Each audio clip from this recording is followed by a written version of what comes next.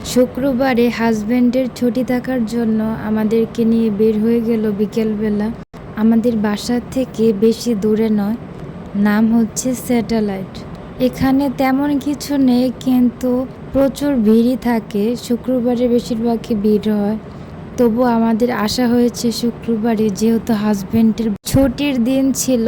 আগে যেমন তেমন এখন অনেক কিছু এখানে আয়োজন করা হয়েছে, ছোটোখাটো মেলাও বসে। দূর দূরান্ত থেকে মানুষও আসে এই স্যাটেলাইট দেখার জন্য। শহরের পরিবেশে গ্রামীণ কিছু পরিবেশ থাকে, সেজন্য সবাই দেখতে আসে, ঘুরতে আসে। ছোটোখাটো মেলাও এখানে বসেছে দেখি, অনেকে কেক নিয়ে বসেছে, খেলাধুলার জিনিসপত্র, ছোট বাচ্চাদের বিভিন্ন রকমের বেলুন, ঘোড়াও দেখলাম, আর বিভিন্ন রকমের খাবার দাবার তো সমাহারী। আমি দেখছিলাম এবং ছবি তুলছিলাম। যেহেতু প্রাকৃতিক পরিবেশ রয়েছে, পেছনের অংশটায় একটা কলেজও রয়েছে। এই জায়গাটায় সবাইকে যেতে দেওয়া হয় না, কারণ যারা পর্যটকরা ঘুরতে আসেন তারা হয়তো এখানে এসে অপরিষ্কার অপরিচ্ছন্ন রাখতে পারেন, সেজন্য তাদেরকে প্রবেশ করতে দেওয়া হয় না। স্যাটেলাইটের কাছাকাছি নেটওয়ার্কের সমস্যা হয়, সেজন্য সবাইকে যেতে দেওয়া হয় না। মানুষকে একটা নির্দিষ্ট স্থান পর্যন্ত সীমাবদ্ধ রাখে, তারপর সবাই ঘুরে। আমার জানা মতে স্যাটেলাইটের যে এলাকাটা রয়েছে সেখানে নেটওয়ার্কের সমস্যা থাকে। যারা এখানে থাকেন তারাই বলতে পারবে আসলে নেটওয়ার্কের কি সমস্যা নাকি। আমি ঘুরে ঘুরে দেখছিলাম আর প্রাকৃতিক পরিবেশের ভিডিওগুলো করছিলাম।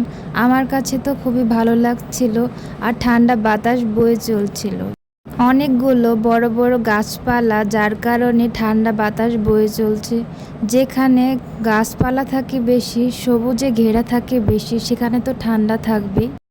আমরাও ঘুরতে বের হয়ে গেলাম বিকেলবেলা, রোদটা পড়েছে সেজন্য। ঘোরাঘুরি শেষ করে মনে হলো কিছু খাওয়া যাক, সেজন্য ফুচকা চটপুরির স্টলে আসলাম। একটা ফুচকা অর্ডার দিলাম। যেহেতু অন্যান্য লোকেরা খায় না আমার সাথে যারা গিয়েছে, তাই আমি একাই নিলাম। ফুচকাটা মোটামুটি ছিল, এতটা আহামরি কিছু না। আর এদিকে আমার ছোট বেবি তো গাড়ি, শুধু গাড়ি, ওকে তো বাহিরেই বের করা যায় না বাসার থেকে, কারণ বাহিরে বের হলে গাড়ি তার কিনতেই হবে। আমিও ভিডিও করছিলাম ফুচকাটা কিভাবে বানাচ্ছে। ফুচকা দেখলে অনেকেরই খেতে মন চায়, আমারও, কিন্তু মোটামুটি ছিল, দেখতে অনেকটা সুন্দর দেখালো, খেতে তেমন ভালো লাগেনি।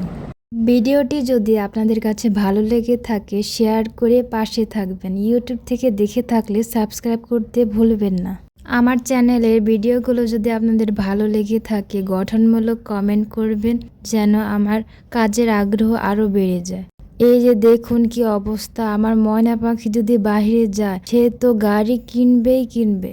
তার হাতে একটা গাড়ি, তারপরও চিন্তা করছে আর কোন গাড়িটা কেনা যায়। একজন আপু দেখছিলাম মজার মজার কেক বিক্রি করছিল, সেখান থেকে একটি কেক কিনলাম। কেকটা খেতে কিন্তু খুব মজার।